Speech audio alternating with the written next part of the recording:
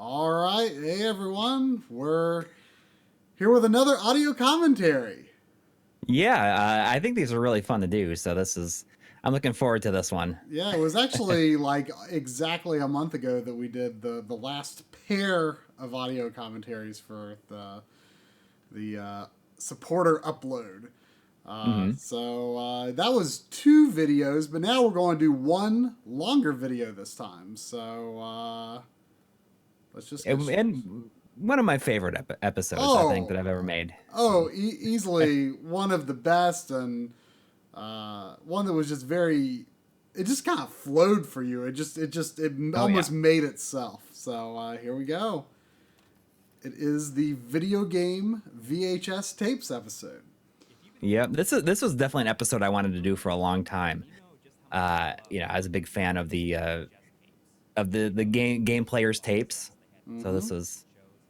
See, I crack up at this because you shot a lot of this stuff here. Because we were just about to go to Los Angeles for Night Trap. Was this that long ago? Oh my It gosh! was, I do believe it or remember not. shooting it now that you say so. But wow, like I probably Yeah, like shot. you I shot probably shot that that. Yeah. because I was editing and you were shooting stuff in Wow. the Yeah. other I room mean, I for it. definitely remember being there shooting stuff. But I can't believe this was before Night Trap. There Well, is it a was right at Night Trap, basically. I yeah, mean, we had already decided to do it. and Oh, you got the VHS intro. yeah, That's true VHS. That you was. did true VHS. Yep. Um, there is something though to like just watching like a movie on a CRT. Like Oh yeah. even DVDs, like I've started kind of getting a little nostalgic for like, oh yeah, that crisp and clean look. So here you sort of explain how we got our start. Like the earliest videos on the channel were these uh, VHS tape inspired uh, parodies that we did, which And is that's kind of awesome so seeing the two, like how close they were to each other. yeah, Like, yeah. 'cause I really went out of my way to model it exactly like when we did the VHS tape, the physical VHS tape Mm, of them. yeah. I made the interface uh, as close as I could. Yeah, I mean the game player's game tape. I did not. I was not aware of these myself growing up, but Hmm. like when you linked me to the videos, that who was it? What was the name of the channel? Uh, Retro. Was it Revolution? No, that's the matter. That's right. Retro. Gosh, well, I can't remember what it was. We I had him on. had We had him Yeah, on our we had stream him one on. time. But when you first showed me these tapes that he had uploaded, I was just like, oh my You gosh. immediately got it. Yeah, like You even immediately though I got the didn't, appeal of it. I mean, I grew up with VHS tapes, just not these particular tapes, and I Yeah. was immediately like, isn't that Chris Slate? I always thought it was, but I can't be sure if that's Oh, actually him. I okay. mean, it looks a lot like him, I think, but I can't be sure. I know that he is the one playing the games on the tape. Chris Lee works for Nintendo now. I don't know doing exactly what. But yeah, I mean, I immediately understood the appeal, and we made a YouTube channel, and here we are. Yeah, it's seriously. so it's so funny thinking about like how different where we started is from now. Although it was retro inspired, but it was with modern games.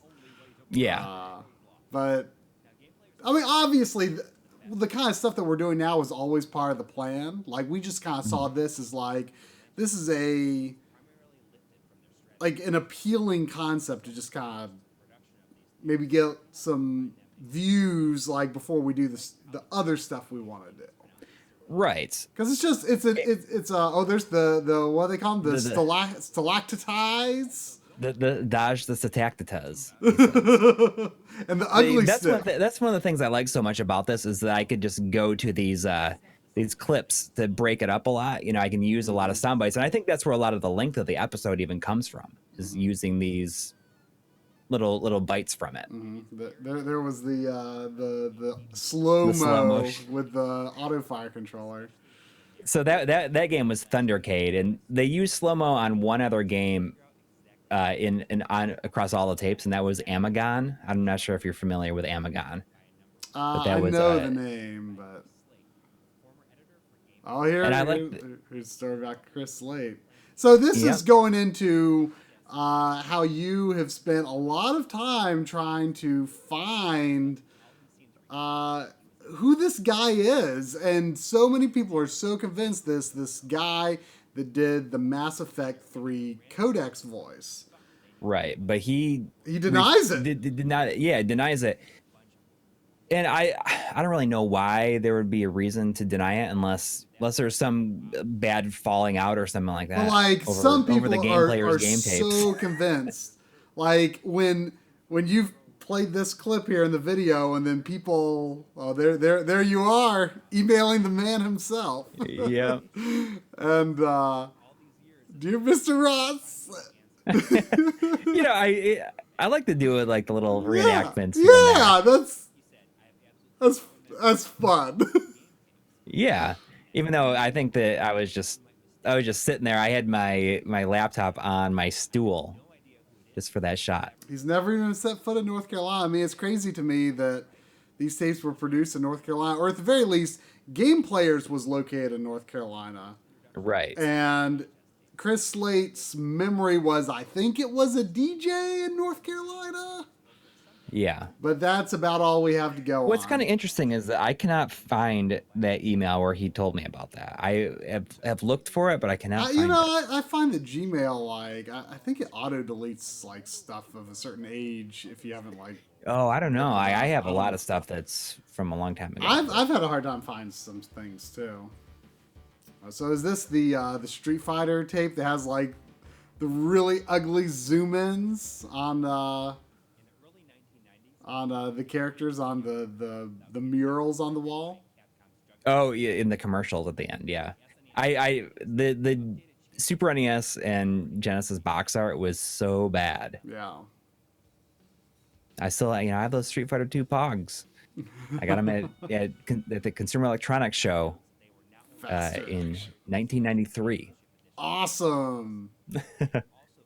I don't remember much about hyper speed. Yeah, I don't remember much about this game because I don't remember much about this tape because obviously I'm not the biggest fighting game fan. Yeah, I think that was me that did that though. Oh yeah, I mean all this stuff is done in the back with your camera. My on camera was shot with my Canon. I think this might have been the last episode I made with my Canon.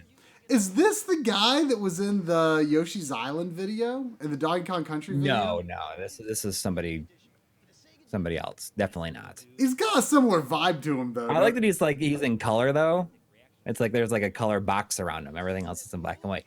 And it's a lot of the stuff they were just doing these effects because they had this ability to do it. Yeah. Oh, I mean, this stuff is, it's interesting because like for a long time I thought of like 90s isn't that long ago, and it's like so clear now, like what defines the 90s. Like right now, I feel like you think of like the early 2000s and the 20 teens, like do these decades have any character at all? I'm not sure if they do. Other than like when you watch a movie from like 2007 or 8 and you see like flip phones and stuff, that's like the one thing that's like, oh, that's definitely of the era.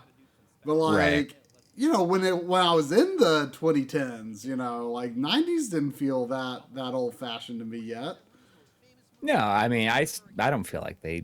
But now the 90s absolutely has a character to its generation, or to its decade, that I don't think the past 2 decades have really had.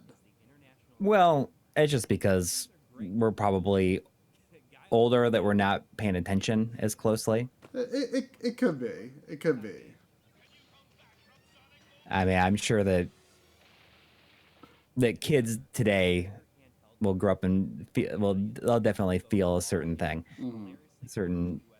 they'll feel certain things about that there era. they are. There they are. Yep. And like I like the Ryu. He looks so bad. Yeah. And it shows him. Right, here he is. There. Like there's such an intense zoom in. Yeah. And that kid's like way into that Tiger handheld version. Yeah.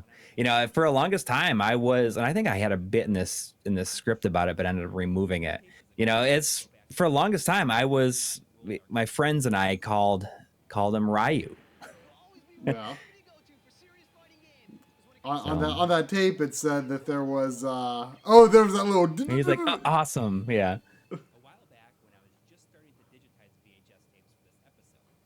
We really covered a lot in this episode. I mean, this was kind of a sprawling thing. So these tapes, I didn't realize it. These tapes were sent to me and lent to me, and if you listen to them, I don't know if I say who they were sent to me by. I might have already said it, but they were like lent to me by Matt Fowler. Oh yeah, that's right. who now is in one of our documentaries. Yep. I forgot it was him that sent you those. Yeah. It took me a little, like I think it's because I was doing subtitles for this, like captioning for Amazon, which this is not out on there yet. Oh, there's the TurboGrafx. I love. There's that kid. That's like one of my. He's like, oh, listen how good it sounds. He's like, look how he's like grabbing it. He's like, I got it. He's just holding it. That's one of my favorite things. This TurboGrafx stuff. What's kind of interesting is I think that you've got these Toe Jam and Earl backgrounds. Oh yeah. So good. We'll see the Lords of Thunder one next, and it kind of came out while we were like after this episode came out that the next one, the Lords of Thunder, was edited by Tony Hawk. Before he was like a superstar, like before he was like. It sounds like it. I mean. Yeah, somebody tweeted him and he said, "Oh yeah, I did that." Yeah. Like he specifically, I think it was Joe Redifer that tweeted to him. Oh, and said, that's right. Yeah. And he said yes. So it's kind of cool. There it is, Gate of Thunder. That was the Japanese box art. Oh, here it is. This is Tony Hawk edited it, huh? Yeah, on a video wild. Toaster. Yeah, I mean, is that just a thing that is that just a skill that skaters in the 90s developed? I mean, you just learned how to edit videos? Like in LA, absolutely, probably. They were just got this stuff and just threw effects on everything that they could to make it look cool. Mm-hmm. You know, you'd see. I mean, it's the same thing as, you know, like a skateboarding video of the 90s. You know, they would just make these. that old guy going, huh? Like, see, another Rod Soldier production. I wonder if that is like an alias for him. Maybe. It's yet another Rod Soldier production. Which is like, I neglect my kids. That's all I do. Ever since I got Lords of Thunder, that's all I do. Yeah. But this kind of stuff is just, it's so much fun to edit, and it's so easy to edit. Mm-hmm. You can just throw clips on there and it's interesting, and you know, you pick some sound bites. That's why I think that the Night Trap episode or the documentary, like I had the experience of doing this and I was like, oh, I can do Night Trap, and I'm just using the footage. You know, video footage, it basically edits itself. It's interesting that the Super CD system card looks identical to the Japanese one. Like, there's no difference in the label art or anything. Who was that guy? Forgot what he said. He just said, like, I think it's the greatest game I ever seen. There's Amagon was on in the background. And now we're getting this into is the also weirdness. lent to me by Matt Fowler. The Saturn commercials are horrible. There's nothing interesting or appealing about them at all.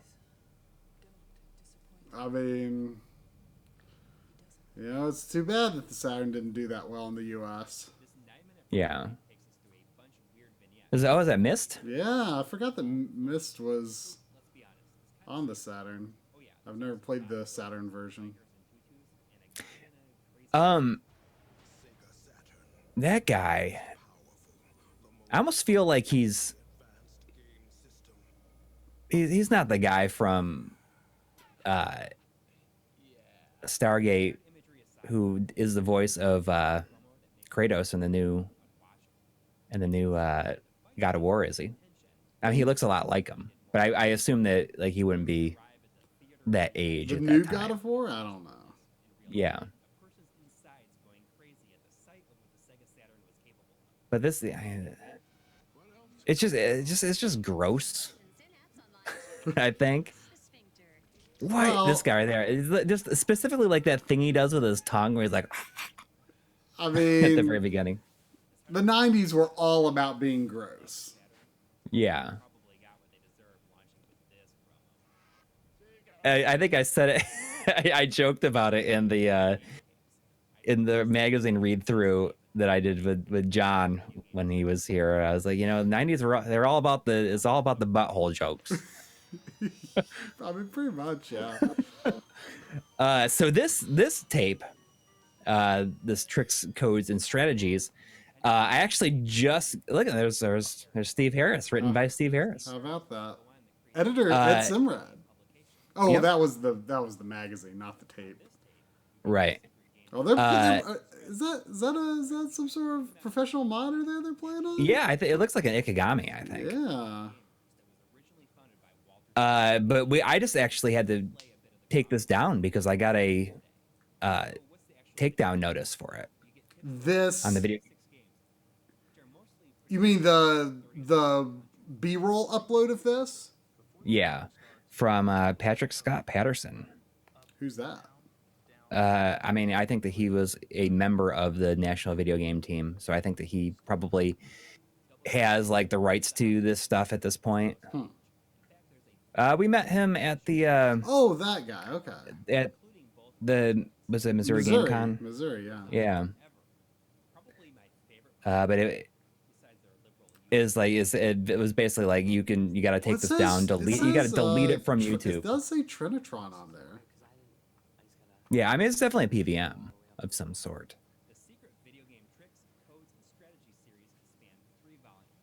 So yeah, the B-roll upload of that is no longer online, but I'm sure he had it. But still. Well, hopefully this one's safe. It's edited though, you know. It's edited and remixed. That makes it, right. You know, yeah, fair, I mean, fair use. Yeah, they wouldn't be able to take this down because it's a. Yeah, I think that's definitely fair maybe use. They could, but. Oh, there it is. This is where I suddenly realized that maybe I'm starting to develop a Southern accent. Somehow was when I was recording this part. There's a longer version on our on the bloopers. I kept on saying, "In my mailbox was this." In my mailbox. Was this, and I have no idea where it was coming from. But it's pretty funny. From the intro to this video, the Super NT video has like the music is from the beginning of this video is the background, you know, and like the low color depth, sort of low frame rate effects, like that was like very much inspired by the Play It Loud era, but most directly inspired by this tape. Which was, I forgot about that part until I looked at that video again recently to get ideas for the Mega SG video.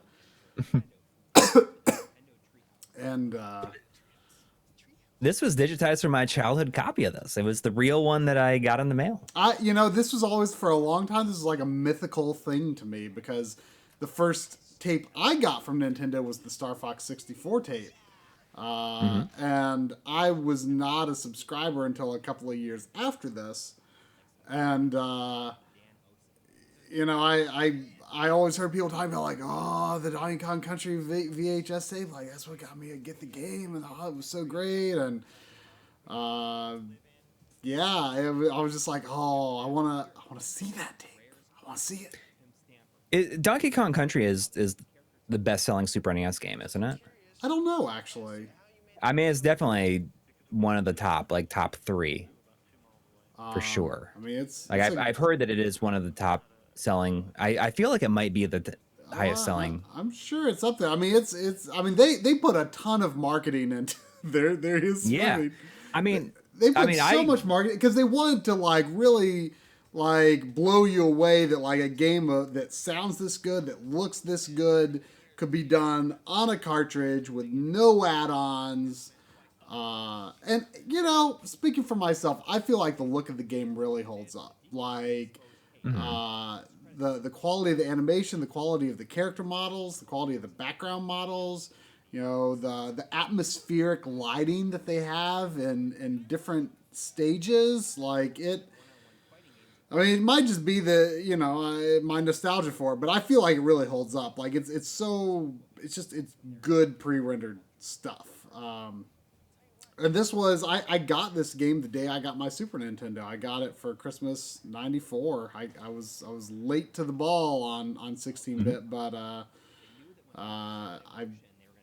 I remember a friend showing it to me in a catalog. He's like, hey, have you seen this Donkey Kong Country game? It's got so many graphics. And I was like, oh, well, I want that. So, you know, I asked for that. I mean, I got it for that Christmas that it came out. I got that and Secret of Evermore for the same Christmas.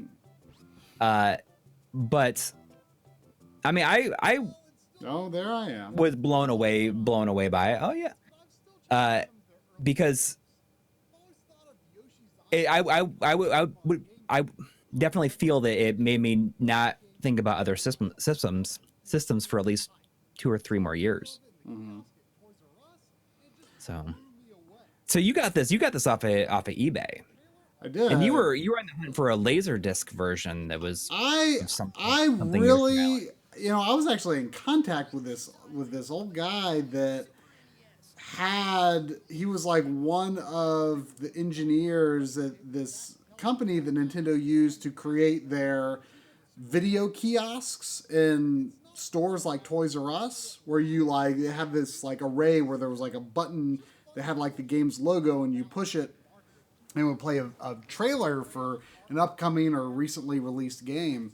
I remember learning about this game in Toys R Us before it came out, and I saw this trailer, and that's an awesome hand-drawn animation. I wonder if like a fuller form of that exists somewhere. Like, where does that exist outside this video? It doesn't look like something was produced for this video, you know? Like, I wonder if it was for a Japanese commercial or something. I don't know. It looks like something that was made like for a Japanese commercial or something.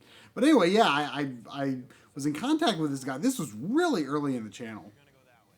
And he apparently has in storage almost all of the Laserdiscs. Like he was one of the engineers from this company that made this playback machine.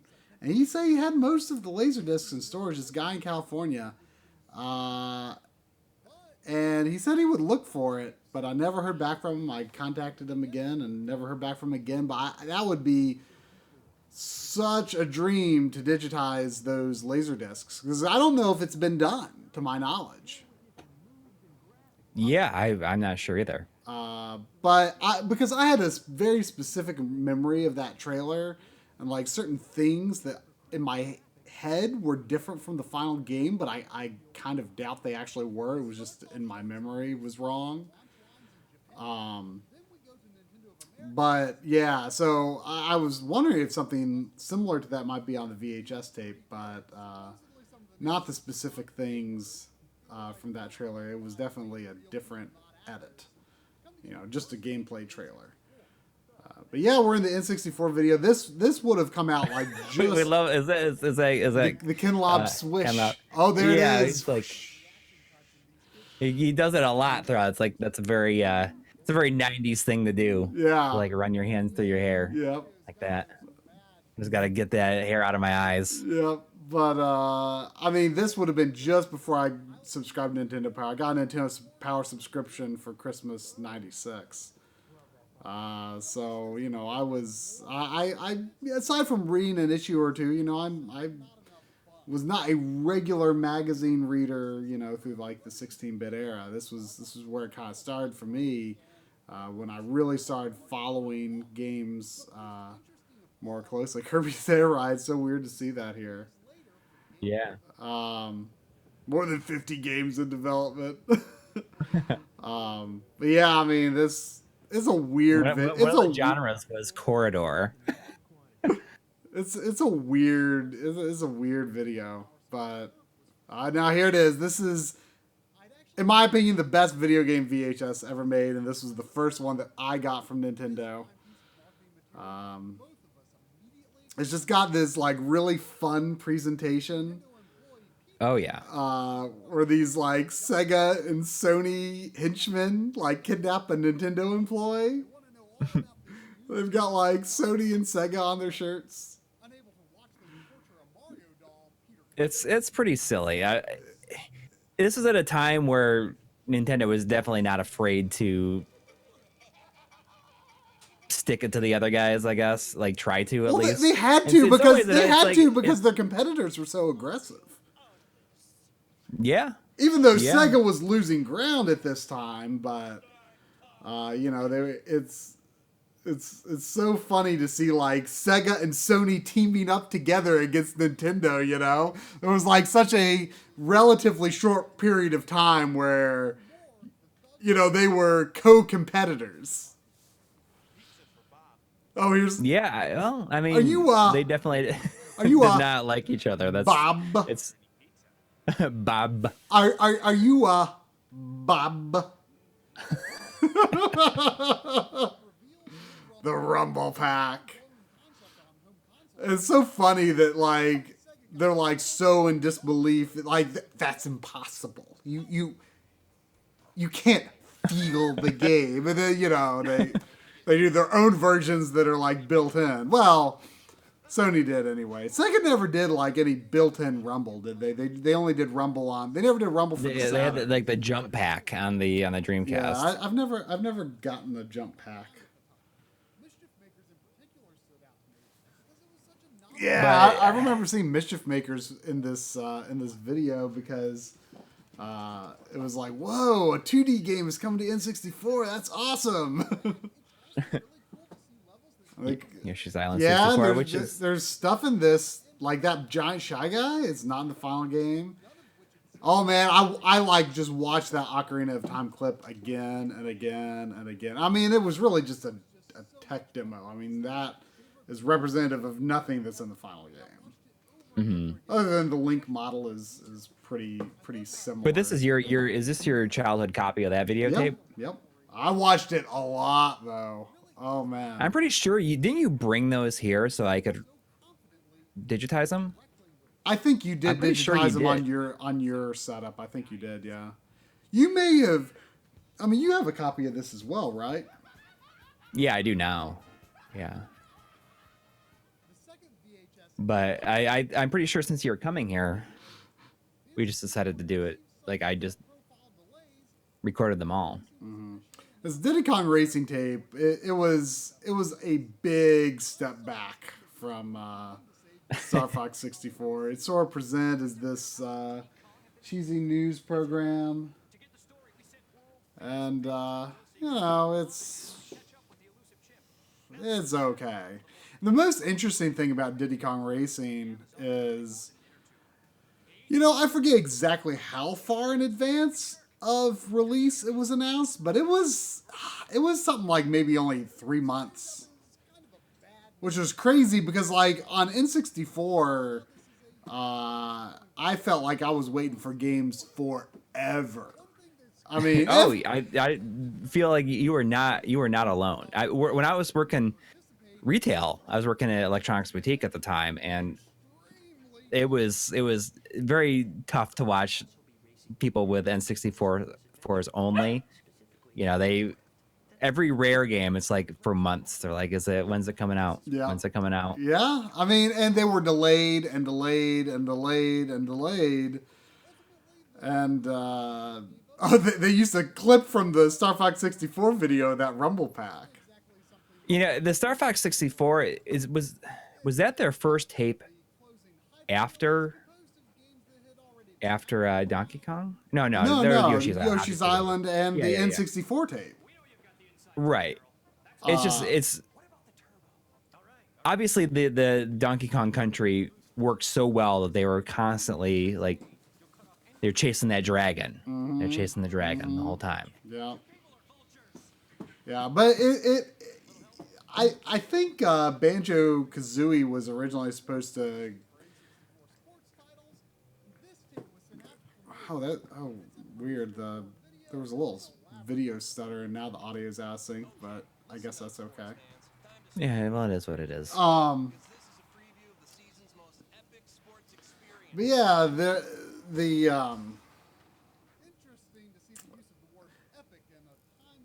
I lost my train of thought, but it's all right. It's all right. I mean, you look at this sports. Like I don't know is the most boring one I think of all the tapes on here. I mean, I don't know if I ever even watched it until doing this. I may have never watched it. Yeah. Yeah, like Nintendo Sports. I never really thought of Nintendo doing sports games, but I guess without they had to compete. They had to. It's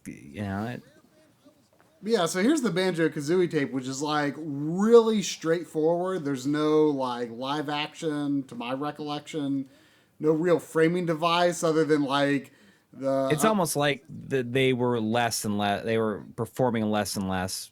Yeah. Well for them, so they just cut their budget. The VO is kind of a big name for this. Yeah, isn't it? It's John Lovitz, right? I think that's right.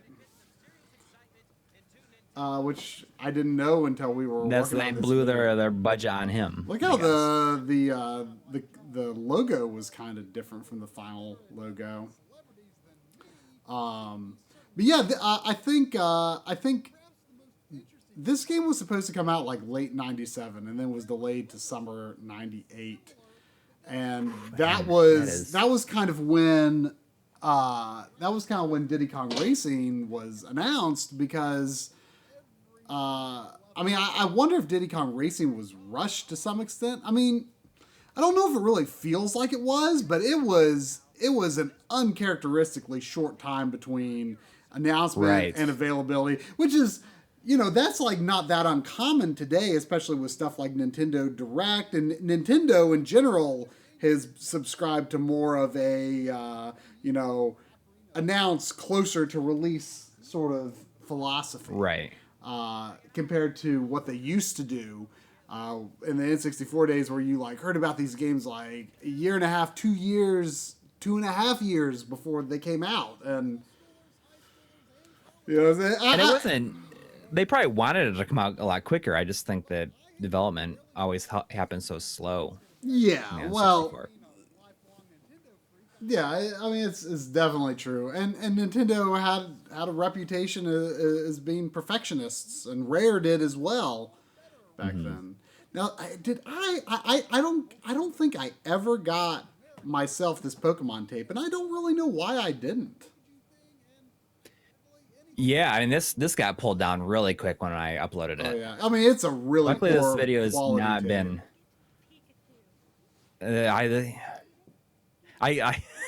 I joke about it now. Like at the time when this came out, I remember seeing like a tape like this, and like that's like she's like, oh, it's like somebody's mom. Yeah. But now I look at her, I'm like, oh yeah, I kind of got a little crush on the mom.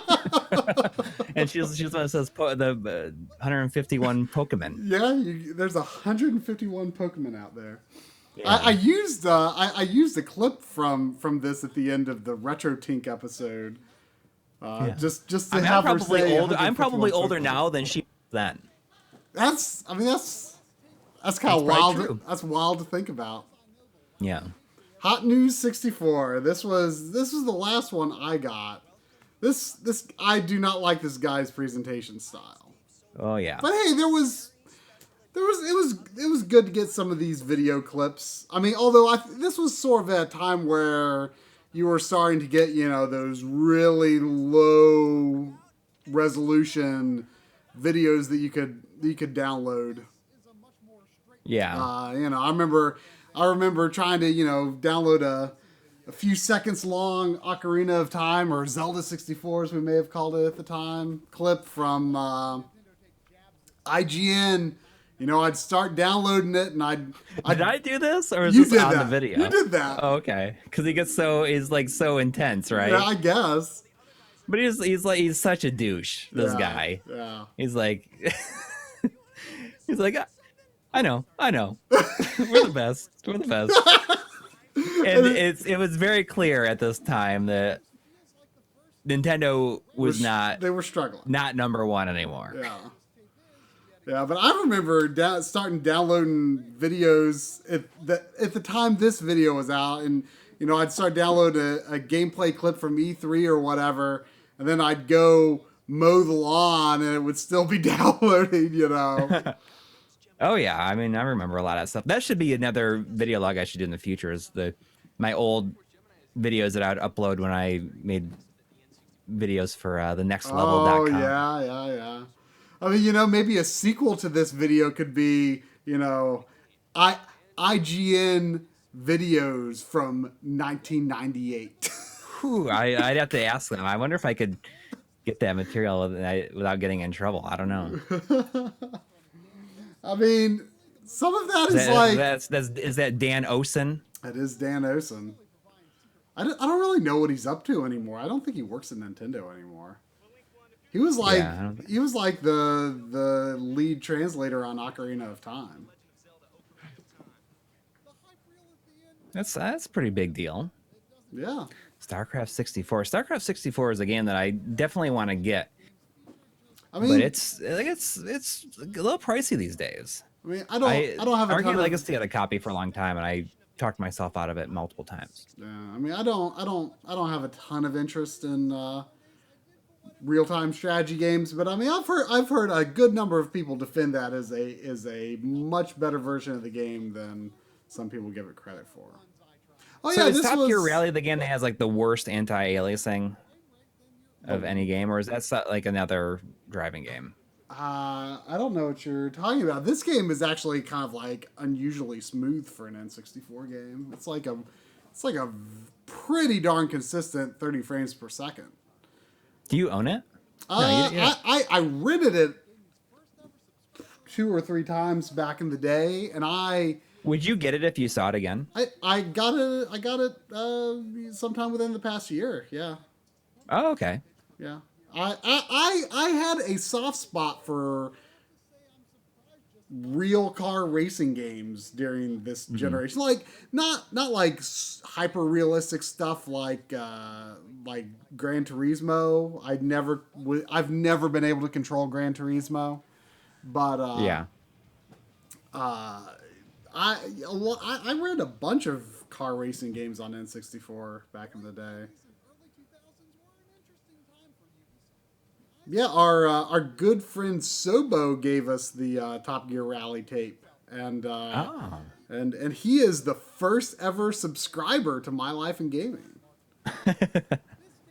which is crazy. Think about. How did we end up with this Rayman tape? I don't know. Did Sobo give us this too? I don't know. I just see it like online and was like, oh, I wonder about that. Yeah, I think that's probably the case, but I could be wrong. I really want to. You notice how the tape doesn't have any kind of windows in it. You can't see the tape in it. I don't trust a VHS tape where you can't see the insides. Yeah, I mean, how do you know it's really VHS? Right. I've always kind of wanted to try Tonic Trouble. Like, it's kind of definitely a forgotten game. I never thought it looked that bad, though. It looks like a... It's a sucker punch game. No, that's the wheel. That's like a rocket robot on wheels. Rocket, that's right, yeah. But yeah, I do kind of think of all those platformers kind of together. Right. There's Rocket, yeah. I've got this. I'm looking forward to playing it one day finally. I mean, it seems pretty good. I really want to replay Rayman 2 sometime as well. That was a good game. I'd like to maybe replay it on Dreamcast. That'd be a good way to do it. Get a little different experience. Yeah. Oh, that's right. I'm sleeping. You've got the Chrono Trigger town music. Yeah, well, it's good like waking up music. Yeah. Like that's one of the few times I'm like actually kind of acting for the show. Like that kind of stuff doesn't really happen very often. No. I mean, there's one in the first episode I did where I'm on camera. It's like I'm sleeping. Yep. And that was in New York. That's the extent of your acting chops is sleeping. Yeah. Pretending like I am. Sandy. GamePro TV. This is if doing something on GamePro TV would be like a dream documentary. It's not something I know much about. GamePro TV was on so early in the morning on Saturdays. I feel like it was on like in my area. It was on at like 6:30 a.m. Jeez. So it was very rare that I would wake up to watch it. I tried to tape it a bunch, and I probably did have tapes of it. Those are in a landfill at some point somewhere now, but I did watch it quite a bit when it was on. I wish that there was really good quality versions of it on online. There he is. It's Brennan. And they got rid of Brennan after a while because I think that people thought he was too obnoxious. And he's pretty annoying. But now I kind of wish he stayed around. And I love that they do all these these like the green screen, like the compositing stuff. It's just I think I love this. I have an animated GIF of him like peeking out and then going back and coming back out like, forever. It's like you don't see him. You just don't see him coming. You know.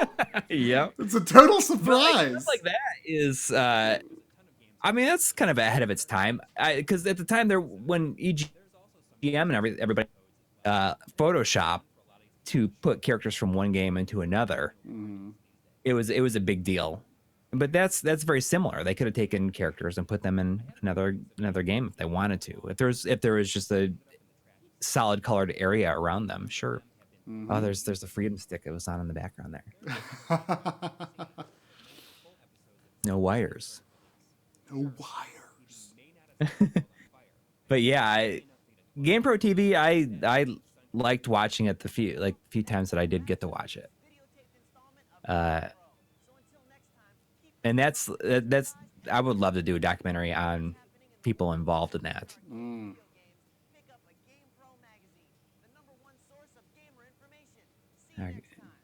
Yeah, GamePro is a magazine that I didn't think was that great at the time, but I kind of like it now because it has so many ads in it that it's very useful.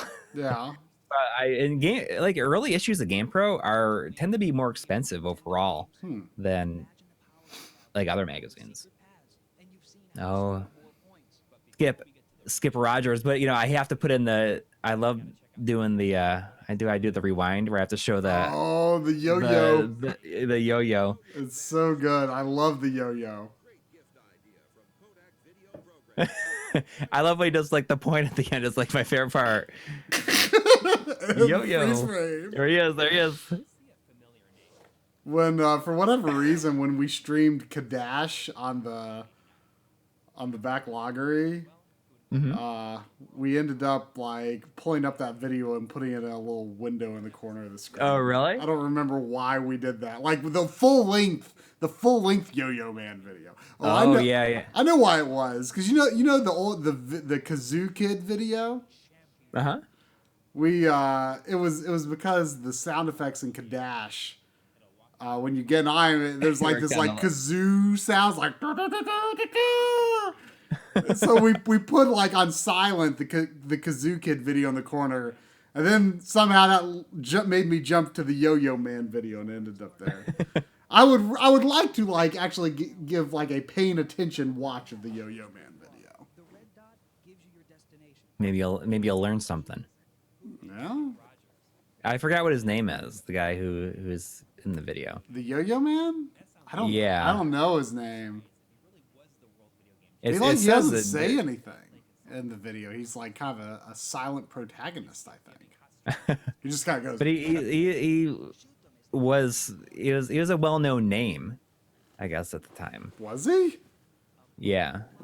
But so the Skip Rogers videos is not something I saw before I got this. I bought a whole batch of tapes. Like from one eBay sale, and these were in there. I'd never seen them, and I was kind of blown away just how bad they were. Like, it's 99 cents. That's totally worth it. Oh yeah. Yes, it is in a fire sale. Oh, there's the ultimate from Bishu, and I like that it has like the hands, the gloved hands. Bishu. Yep. He's like, it's my favorite controller. They're like disembodied. They're just floating hands. They're master hand. Video game champion. He's like touching it very lightly. Here it is. It's so funny, like hearing about like video game champions and stuff from back in those days. And like, now esports is a big thing, but I don't pay I have no concept of what's going on in that world or how it works. I know nothing about it. Right. I mean, I don't really follow it either. But you hear it spoken in videos like this, like the world video game champion, and it sounds so hokey. Yeah. Oh, yeah. Well, I mean, it's like even at the time. When I look at this stuff, though, I'm like, is it even real? Like is that even a real sort of thing? But man, this Final Fantasy VII tape. I just like look at how like that Sekiguchi it's so intense. Like Sekiguchi's mustache is his defining feature. Oh, absolutely. Absolutely. I mean, Oematsu has a mustache too, but he's got glasses, and now, ever since he retired from Square, then he's like got a ponytail. He's like a hippie now. So got the ponytail and bandana look going on.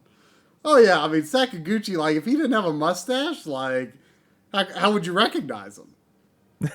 You wouldn't. I mean, that's.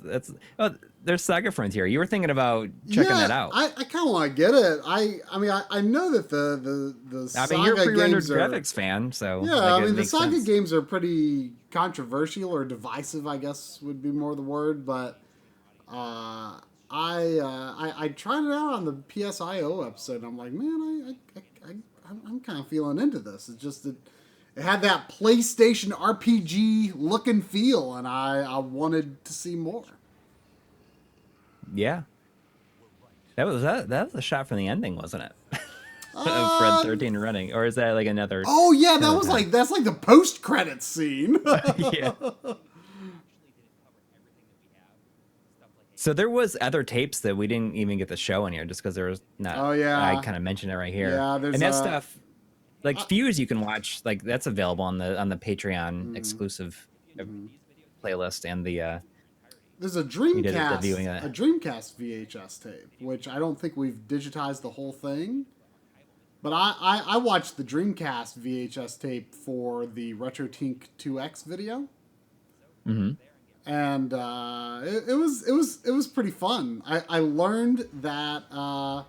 Sega bass fishing is called Get Bass in Japan, and I love that I now know that. There's just like this trailer for it, and the narrator goes, "Get Bass," and my mailbox was this. But yeah, the Dreamcast video was fun. I have some clips from that in the RetroTink video. But yeah, so that was fun. We definitely want to do a follow-up someday and do Laserdisc version of that someday. Yeah, that's been That's been planned for a long time. And also, I did the commercials about exactly a year after this. And this year I broke my streak of having a VHS episode every like March. Oh, bummer. Disappointing. Bummer. What are you going to do? Well, I don't know. You got 2 more days. Well, I guess this will this will suffice. Yep. I don't have to. All right. Well, I guess that does it. Yep. If anybody has like a specific episode that they would like us to do a commentary for, just let us know. Yeah. All right. Thanks for watching. Later.